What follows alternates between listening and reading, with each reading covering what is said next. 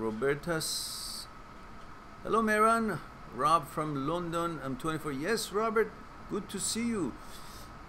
Rob says, Mehran, few days ago, my ex came back. Ooh. My condolences.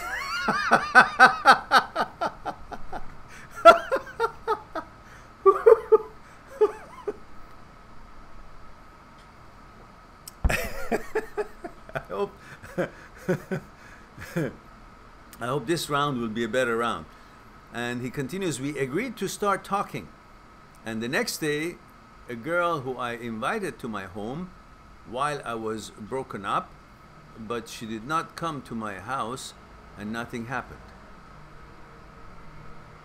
She texted my ex showing my message, and now again my ex blocked me on all media and said to leave her because I texted that other girl when we broke up.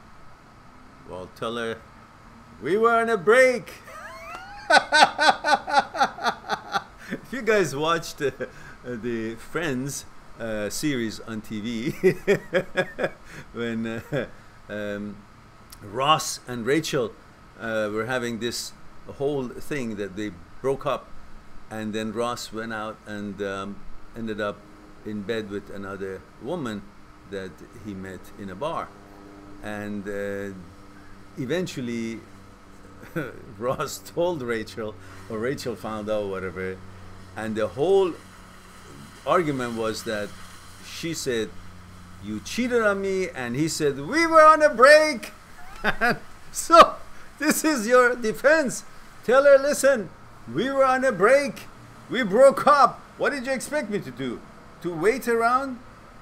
You didn't want to come back. You made it clear. So what do you want me to do?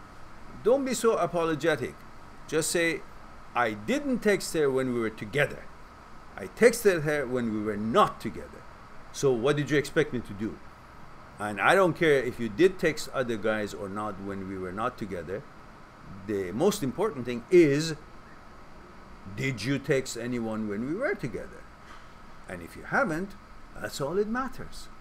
And when you texted someone when we broke up and still actually nothing happened, it didn't happen, so what's the big deal? Even if something did happen, we were on a break, or not break, in this case, we had broken up. So don't start mushing down and say, oh, I'm sorry. No, what? You want to keep me? Don't break up. You break up, tell me it's not a breakup. We're just waiting around to see how it goes. Then okay, I understand. But when you break up and you hurt me, so I'm not supposed to get hurt, I'm not supposed to get remedy, my hand is cut by your knife, and you're telling me I shouldn't put any polysporin on it. I shouldn't put a Band-Aid on it, because that would mean I have cheated on you. And she was the Band-Aid that I was trying to put on that cut. It wasn't the fact that it was replacing you. I was willing to endure the cut of your knife. That's how much I love you. I cared about you. But you hurt me, you injured me, and I got a Band-Aid. That's all. I think that could sell it out pretty good. Am I good or am I good?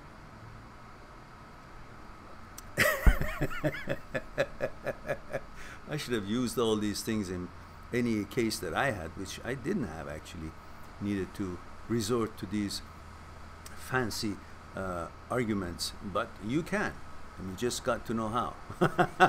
And it's the truth, isn't it? Truth, isn't it? You were hurting and you wanted to simply console yourself. You got a Band-Aid, so tell her she was a Band-Aid, not the real thing. There we go. All right. And you know what? That girl that did that, texted your ex, she's a scumbag. Don't bloody pay any more attention to her. No matter if your girlfriend did come back to you or not, don't bloody text that piece of shit. Because obviously her intentions are nowhere near clear.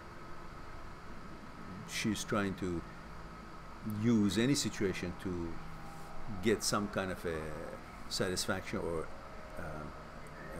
affirmation or some kind of a attention. So that's not the kind of girl you want to even use as a band-aid. All right. Robert says, what should I do? Should I try to tell her the truth that nothing happened because she just blocked me without giving time to explain the story? I'll text her or send her an email or send her a regular mail, you know, old-fashioned postal mail. Write down what we just talked about, the Band-Aid story, which is true from what you told. She came back, got angry for what I did when she left me and never gave me a chance to explain myself. Maybe she's playing with my emotions. No, she actually does care, otherwise she wouldn't come back. And she's hurt that you may have preferred somebody over her. Your job is to make it clear that it wasn't an act of preference. It wasn't an act of preferring anybody over her. It was an act of using something like a painkiller. That's all. She missed you. You say you missed her and you were sad and you needed to remedy because it was tough for you. So that's what you did. You say, you know, some people do crazy things when things are emotionally tough for them. They do stupid things. Some use, you know, drinking, thinking that will help. And I thought, I don't want to do those kind of stupid things, but a companion, texting to feel better about myself, because I felt if I've lost some girl that I really cared about and she doesn't like me, so I should somehow have some kind of a, you know, something to distract me. And she was the band-aid, the distraction. Like if I go to a movie, watch a movie and forget about the pain that I was going through because of your, you know, your reaction or leaving the relationship, stuff like that. Yeah, you know what to say. So, we're rooting for you.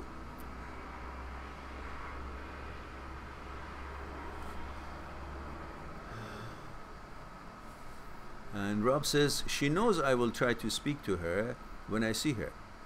She knows I will run after her, and now she making me feel regret for texting someone else after breakup. Well, you know, don't give her that illusion that you're her dog. Say, listen, this is why I did it, which we explained, we talked, and this is what's going to happen when I don't have you in my life. Because at this age, I think you're the best thing happened to me for a relationship, and it hurts when you do these silly things and don't want to communicate and leave and you break up, and what the fuck do you want me to do? What do you think I am, your dog? I'm not going to be sitting around. It has to be balanced. So speak your piece. Don't be a pussycat. Girls don't like a pussycat. You got to be reasonable, at the same time say your piece. So she will also know that she has a role in this relationship and in this, you know, whole fiasco. She's important to you, and it hurts. So when she hurts you, you may, it's not that you condone it. You know that you shouldn't have done it, but you didn't know if she's coming back. So you wanted to, you know, console yourself. You wanted to remedy a pain. That's all. So that's what you did. And tell her, if we break up, what do you want me to do?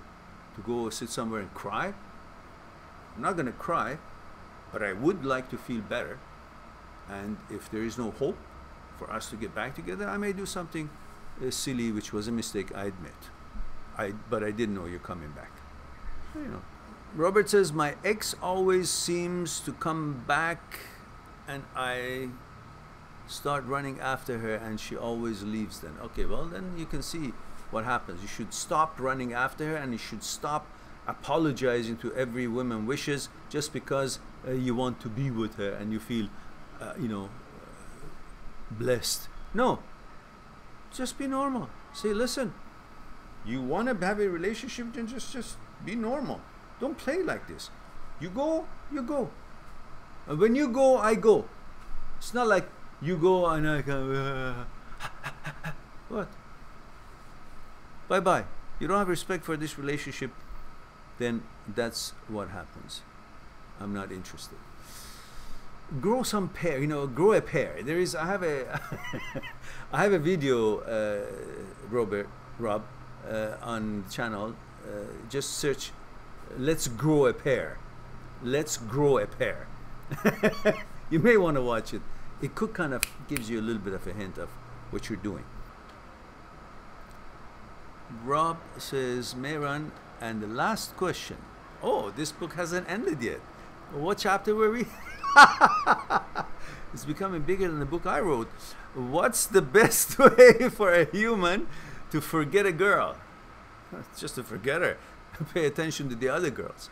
The moment you pay attention to the beauty, speciality, fantastic, the wonders that other women have, and they all do, you will forget this one. Because the reason that this one is in your head, because this was the most recent one. And men, human being, usually, by default, every time they think about relationship, sex, intimacy, pleasure, by default they remember the most recent relationship with feelings that they had. So that girl comes to their mind. That's why they think, oh, it's so difficult. No, it's not. As soon as you simply convince yourself that that other woman there, or in that movie, or in that forum, or in that shopping mall, or pass by in the street, is more beautiful, because that's the beginning of your interest, the aesthetics, and then give her all the aesthetics, and I bet you that beauty must have wonderful, even though it may not, but just tell yourself, must have wonderful manners and attitudes, and probably most suitable to me. And suddenly that has replaced the old imagery and the pictorials and the characteristics that you used to attribute to your previous girlfriend that you're having a hard time to forget. So always wash the girl with another beauty, another girl. Bring your attention to that, because thoughts want to replace actuality. And if you allow your thoughts to focus on something, that becomes your reality, especially that actually has an actuality, that there is actually a woman there, and that reality would cover up something that is no longer yours, but you keep thinking its image to be your reality. So in other words, the old girl that you miss is what your thought, thinking about her, the memory of her, is replacing the actuality, which the actuality of it is that she's no longer actually in existence in your life. But your thoughts thinking about her is keeping that memory as if it's actual in your life, and you keep missing her. But when you recognize that this is false, and you replace that with an actual woman that you see in the street or in a movie or somewhere that you met or saw, something that is actually a possibility, and then focus on her beauty and give her lots of characteristics, suddenly you bring a reality of existing something, a possibility, an idea that is not refuted yet, and that replaces what your thought wanted to make it to be a reality. And that can help you, because there's so many wonderful women out there that if you focus, you will easily forget about. But if you constantly think about this, you know, as long as you're focusing on this picture in the Louvre Museum, and you constantly look at this Mona Lisa, and you keep looking at it, then there's no way you can see any other pictures hanging around the Louvre. You cannot see any of it. Why? Because you're facing this way. Now take your bloody face and field of vision out from the Mona Lisa and look at other pictures and artworks that are hanging in there that is available. Then you begin to see, oh, there is other artists and other arts available.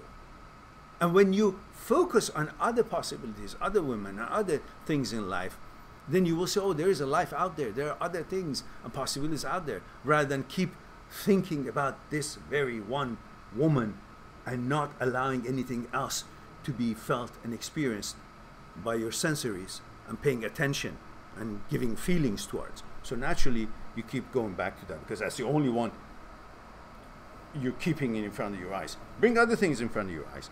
You'll have an easier time to move on.